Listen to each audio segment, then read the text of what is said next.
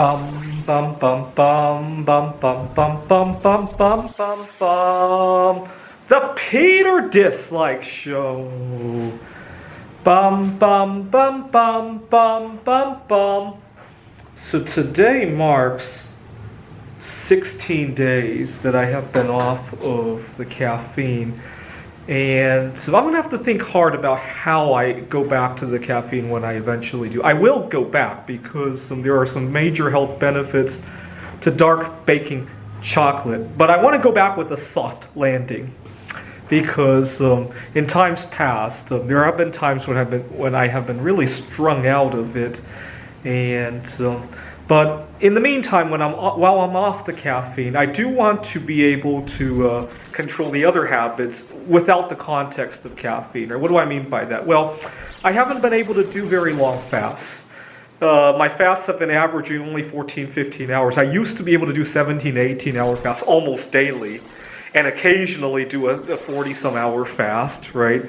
I definitely have not been doing those 40-some hour fasts. I got to do that before I go back to the caffeine, just to show that I can, and also to control my masturbating, and to give you an idea of how conflicting all of these goals are. See, the only time of the year when I go intermittent fasting and avoid the caffeine and avoid masturbating is for the Yom Kippur, right? I have a few friends who I like to do it just as support, right, with them. And every time at the end of that Yom Kippur, I can never agree on what to do first. I always get into a major jam. Oh my God, I want to masturbate so badly. Obviously, I need to drink something, right? And do I reach for the green tea first, or do I reach for coffee first, or do I reach for a big bite of food first? I can never decide. And usually, what ends up happening is that I end up fasting a lot longer than I need to. Well, not a lot longer, but an extra hour or two, just because of that jam and indecision, right? I can't tell you how many times an intermittent fast ends like that, with indecision. Because you got to remember, after 24 hours, everything tastes exponentially better. But you can only have one of them, right? As soon as you break that fast, then the next piece of food that you pick up won't taste exponentially better anymore. Oh my God, what do I want? And keeping in mind that in a lifetime, there's only so many times you can do a 24-hour fast. I'll let you calculate. It's not that many. Tens of thousands at most. It's not millions or billions for sure, right? And so it just becomes a huge conundrum of what do I break it with. Now, one thing I have noticed, so I'm an adjunct professor, and this past week I went to look at other opportunities within the community college system here in Maricopa County.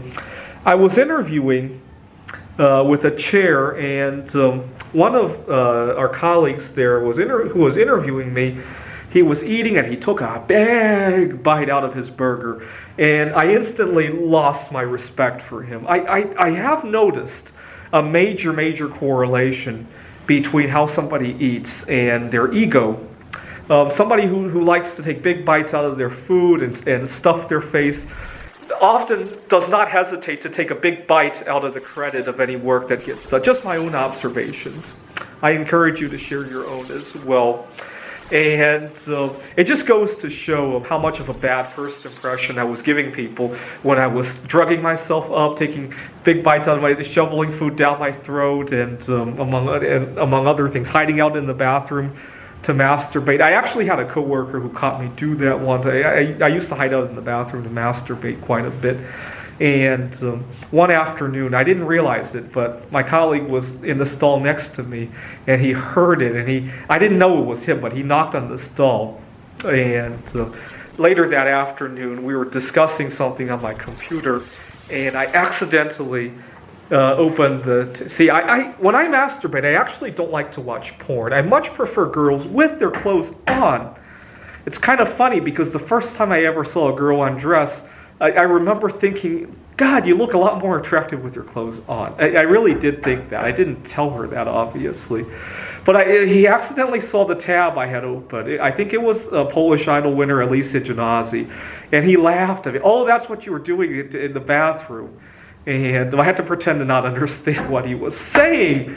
But now looking back at it, I probably lost a lot of respect from doing all that crap. So, which is why when I do go back to the dark baking chocolate, I want you to leave a thumbs down to pray for me that I go back with a soft landing. This is the Peter Dislike Show.